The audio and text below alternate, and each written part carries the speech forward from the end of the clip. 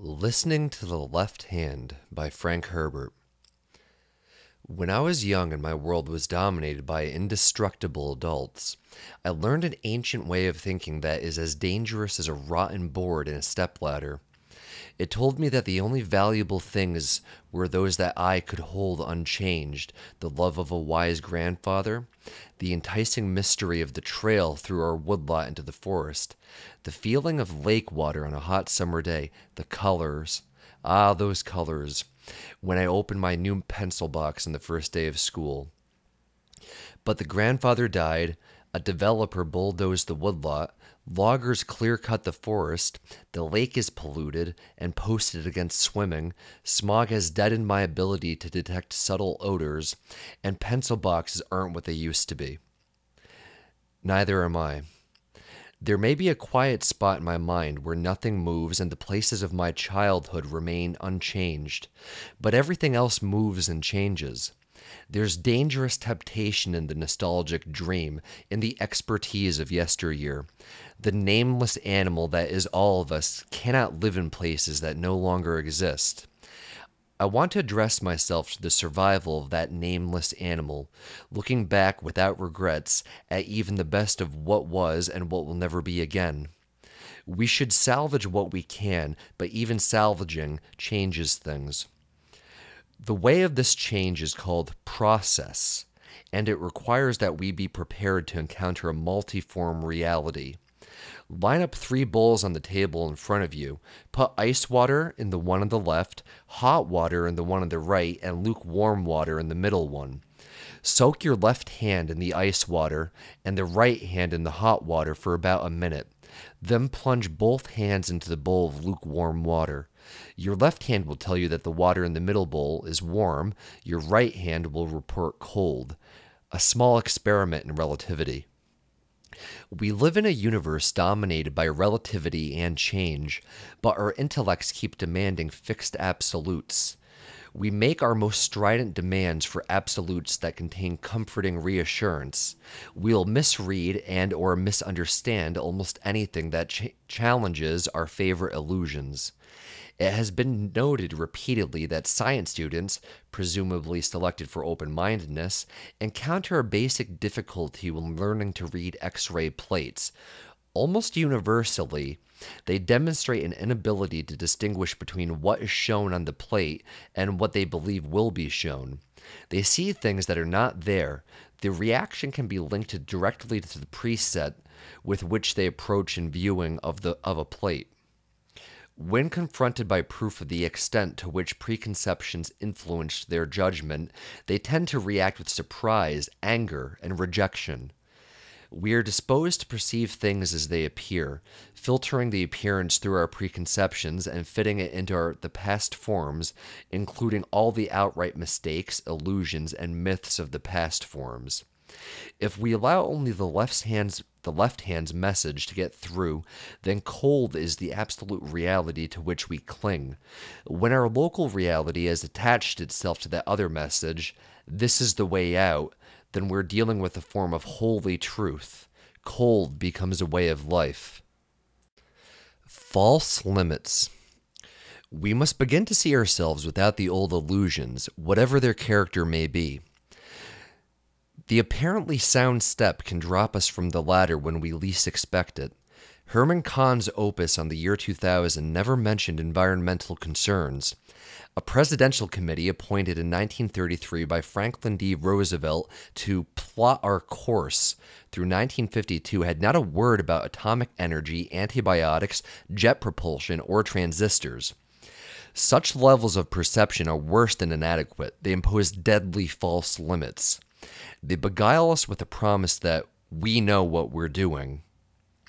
The man with broken bones stretched out beneath his ladder doesn't need to look at the rotten step to know what he did wrong.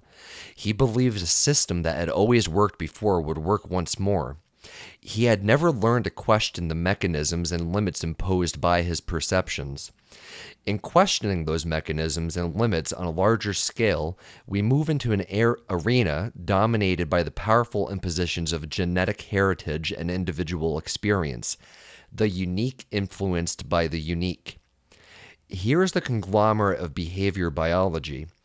The two so entangled they cannot be separated if we hope to understand their interlocked system. Here is process. You and I, while we strive for one system view of this process, are at the same time influenced by it and influence it. We peer myopically at it through the screen of consensus reality, which is a summation of the most popular beliefs of our time. Out of the habit, illusion, conservatism, we grapple for something that changes as we touch it. We must stop the river's motion to understand riverness. Can you understand riverness if you are a particle in its currents? Try this. Think of our human world as a single organism. This organism has characteristics of a person, internal reaction systems, personality, admittedly fragmented, fixed conceptualizations, regular communication lines, analog nerves, guidance systems, and other apparatus unique to an individual. You and I are no more than cells of that organism, solitary cells that often act in disturbing concert for reason not readily apparent. Against such a background, much of the total species organism behavior may be better understood if we postulate collective aberrations of human consciousness. If the human species can be represented as one organism, maybe we would understand ourselves better if we recognize that the species organism, all of us, can be neurotic or even psychotic. It's not that all of us are mad, 1 + 1, etc., but that all of us together can be mad. We may even operate out of something like a species ego.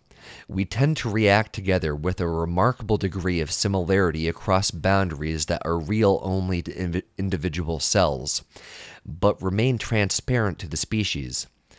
We tend to go psychotic together. Touch one part and all respond. The totality can learn. This implies a nonverbal chemistry of species-wide communication whose workings remain largely unknown. It implies that much of our collective behavior may be pre-planned for us in the form of mechanisms that override consciousness. Remember that we're looking for patterns. The wild sexuality of combat troops has been remarked by observers throughout recorded history and has usually been passed off as a kind of boys will be boys variation on the male mystique. Not until this century have we begun to question that item of consensus reality. Read The Sexual Cycle of Human Warfare by N.I.M. Walter. One of the themes of my own science fiction novel, Dune, is war as a collective orgasm. The idea is coming under discussion in erudite journals such as the General Systems Yearbook. Assume this concept then. In it, the giant species organism is perpetually involved with a moving surface of many influences where every generative encounter is felt as change throughout the system. Some of the cells, we individuals, feel the change with the brutal impact of napalm explosion. To others, the transition from one condition to another comes at such a snail crawl that it's barely noticed. But always the species, involved with its longer and larger career, responds to the change at whatever pace conditions permit. The species organism. Understanding that pace and its conditions require a different approach to the total human system, that nameless animal of species organism. In this approach, you no longer can listen to the right hand that tells you, this is the cold way it has always been. You listen as well to the left hand saying, warm, warm, warm. Somewhere in between left and right, you begin to get a glimmering view of things in process now. That glimmering offers the following observations. Something like pheromones, external hormones, interacting between members of the human species to wield groups into collective action organs. How does a mob unite and hold itself together? Isolation cues that separate groups into identifiable substructures, a system possibly influenced by diet. Aside from accent and mannerisms, how do members of the British upper class recognize each other? Conflict igniters, possibly sophisticated abstractions of primitive postures and vocal signals. How do you know that the man coming toward you is angry? Glandular responses to changes in territorial circumstances, responses of remarkable similarity throughout large populations, but with a more complex substitution system than implied by most observers. Why did most of the occupants of Chicago's high-rise lakeshore ghetto abandon it within 3 years, and what did that experience do to their life expectancy and subsequent behavior? In all of the above, you can expect a suppression of group and individual consciousness and an amplification of group conformity. But even if you answered each of these deductions to our present general satisfaction, you would only have begun the process of understanding. Expect that, too, to change. In our culture, when you make this approach to process thinking, you immediately raise a conflict over whether we, individuals, and the groups we form, are reacting on the basis of information. Classical theories of individualism and free will that underlie consensus reality in our society assume a lawless character for the species as a whole. Human nature will never change. Classical theory assumes that we are profoundly different from blind cells, that human individuals are informed, and that the reactions can be ascribed to a reactional basis except in cases of accident and madness. To assume for the species as a whole a response pattern partly habituated, and thus unconscious by definition, threatens belief in reason, whose raw stuff, information, is assumed to be openly, consciously, available to all. But television directors, politicians in psychiatric profession, advertising public relation firms, and sales directors are seeking out predetermined preferences to exploit mass biases.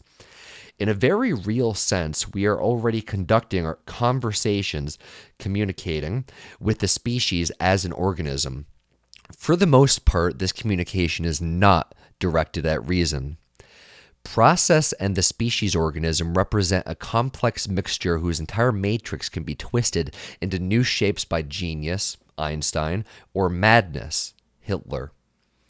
The course of this process can be misread by an entire species despite wide evidence of disaster.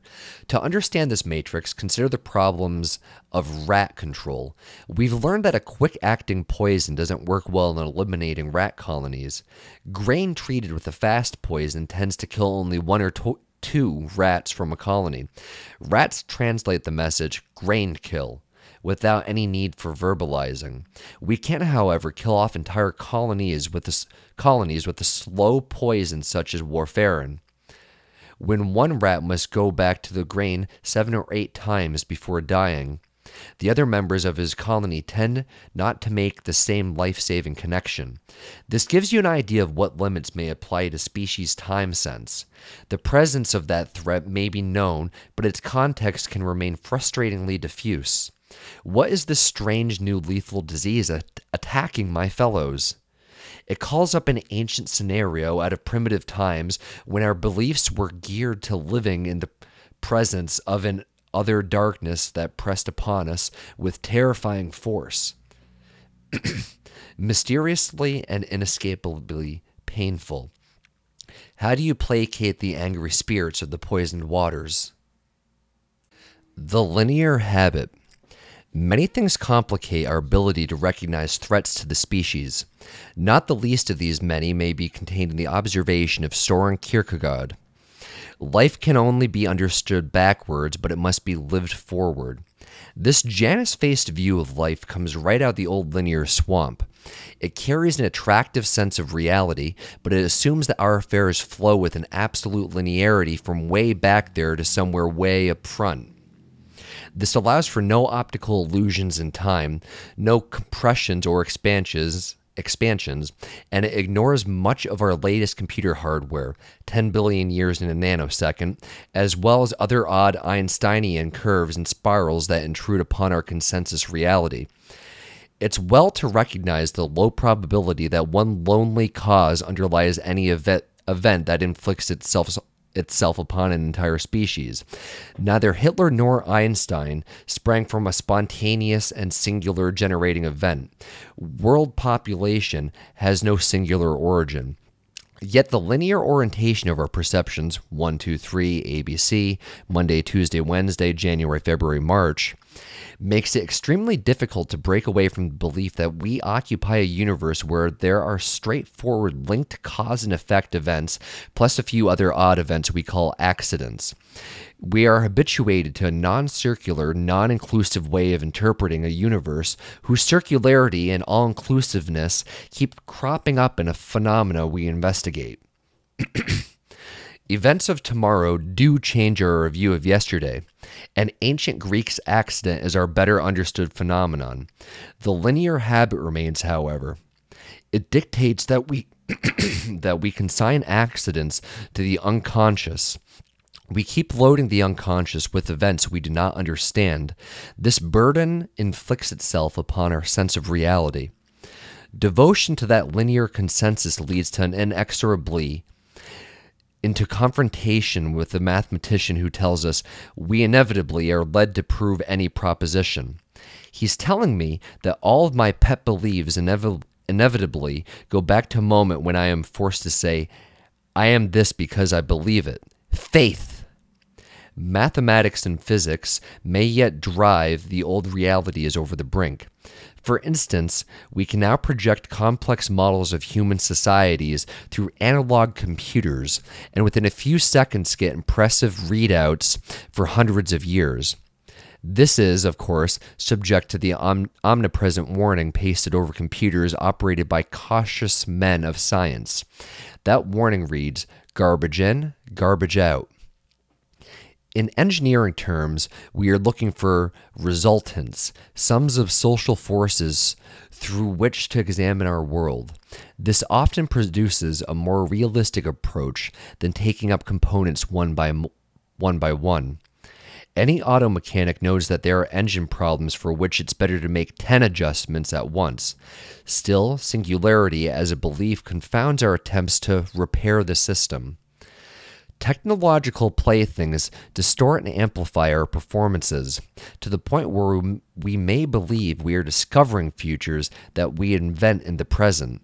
This may be the most elemental reality we have ever encountered, but the distortions born of mating our examined desires to our technology have tangled future and present almost inextricably. Future, past, present. They may remain so interwoven deep in the species psyche that our day-to-day activities are often concealed from us. We put out our own warfarin, unaware that lethal consequence and forgetful of where we have hidden it. Few who examine our planet-wide problems doubt that we live in a warfarin world. The thrust of my argument is that there are not raising our awareness to the level demanded by the times. We are not making the connections between poisons and processes to the despair of our species. Success as failure. Planners often appear unwilling to believe that a history of success can produce the conditions of disaster. Rather, they believe that success measured in current terms is sufficient justification for any decision about tomorrow. To those who doubt that success can bring ruin to a community, look at the Boeing Corporation, a study of unusual poignancy in its demonstration of disaster brewed from success.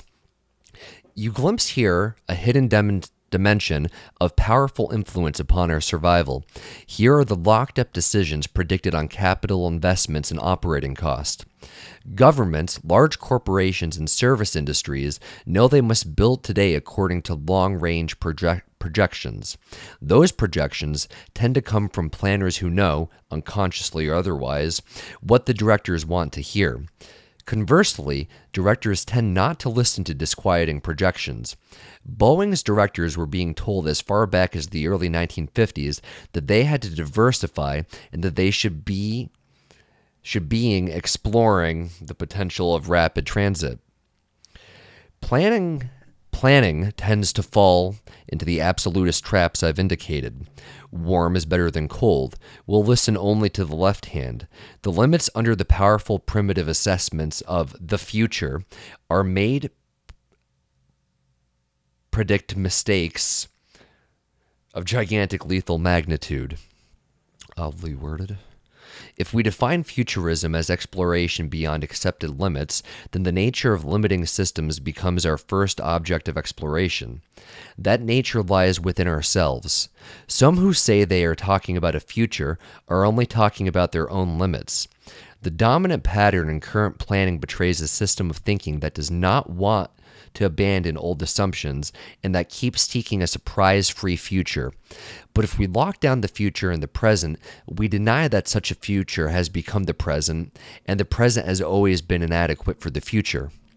My explanation of this pattern goes partly to where we commonly believe meaning is found, in printed words, such as these, in those noises of a speaker, in the reader's or listener's awareness, or in some imaginary thought land between those.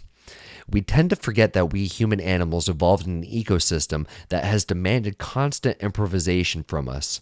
In a mirror sense, we reflect this history of mutual influences in all our systems and processes, including the human brain, our consciousness, and our thinking patterns. The virtuosity of our customary speaking response tends to conceal from us how this behavior is dominated by improvisation. This non-awareness carries over into that talking with our universe by which we shape it and are shaped by it. It dismays some people to think that we are in some kind of a jam session with our universe and that our survival demands an ever-increasing virtuosity and ever-improving mastery of our instruments. Whatever we may retain of logic and reason, however, points in that direction. It indicates that the creation of human societies probably should become more of an art form than a plaything of science. To plan for the future, to attempt to guide ourselves into the better life projected by our utopian dreams, we are involving ourselves with profound creative changes and influences. Many of these already are at their work unrecognized around us. Inevitably, we change our frames of reference, our consensus reality. It becomes increasingly apparent that today's changes occur in a relativistic universe. It is demonstrably impossible in such a universe to test the reliability one expert by requiring him to argue with another expert. This is a clear message from those physicists who demonstrate that most workable understanding of our universe in operation. After Einstein, they tell us all inertial frames of reference are equivalent. This is saying that there is no absolute frame of reference, local reality, within the systems we recognize. No way to be certain if you have measured any absolutes. The very act of introducing the concept absolute into a question precludes an answer with sensible meaning. Which hand will you believe, the cold hand or the warm one? It serves no purpose to ask whether absolutes exist. Such questions are constructed so as to have no answer in principle. According to both Pakistan and India, could be equally right and equally wrong. This applies also to the Democrats and Republicans, to left and right, to Israel and the United Arab Republic, to Irish Protestants and Irish Catholics. Remember, we inevitably are led to prove any proposition in terms of unproven propositions. We do not like unproven propositions.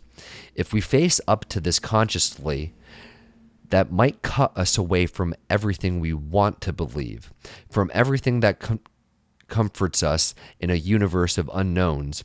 We would be forced to the realization that the best logic we can construct for a finite system, which describes our condition at any selected moment, might not operate in an infinite system.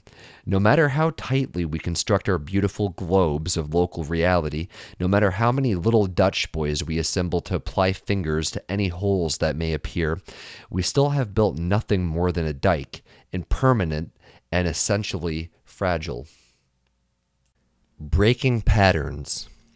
It would seem that a futurist concerned with our survival and our utopian dreams needs to listen, to observe, and to develop expertise that fits the problems as they occur. But that is not the pattern that dominates human behavior today. Instead, we shape our interpretations of our problems to fit existing expertise. This existing expertise defends its local reality on the basis of past successes, not on the demands of our most recent observations. The consequences of such an approach can be deadly far beyond the circle in which the planning decisions originate. And in that hierarchical arrangement of human species, it often is just one person who finally makes the profound choice for us all. The reasons behind such decisions can be perfectly justified by the contexts within which they are made. Have I ever failed you before? In the universe thus described, we are destined to forever find ourselves shocked into awareness on paths that we do not recognize, in places where we do not want to be, in a universe that displays no concern over our distress and that may have no center capable of noticing us. God as an absolute stays beyond the reach of our demands we can articulate. The old patterns of thinking, patched together out of primitive communications attempts, continue to hamstring us. Play a game with me, then, and maybe you'll understand what I am attempting to describe. Here's a list of numbers arranged according to a logical order. The solution to that order embodies what I mean when I suggest we leap out of our conventional limits. The numbers 8, 5, 4, 9, 1, 7, 6, 10, 3, 2. As you consider how the way we approach a question limits our ability to answer, I'd like you to reflect upon a short paraphrase of Spinoza, changed only to read species where the original reads body. No man has yet determined what are the powers of the species. None has yet learned from experience what the species may perform where mere laws of nature, chemical, genetic, or other, or what the species may do without rational determination. For nobody has known as yet the frame of the species so thoroughly as to explain all of its operations.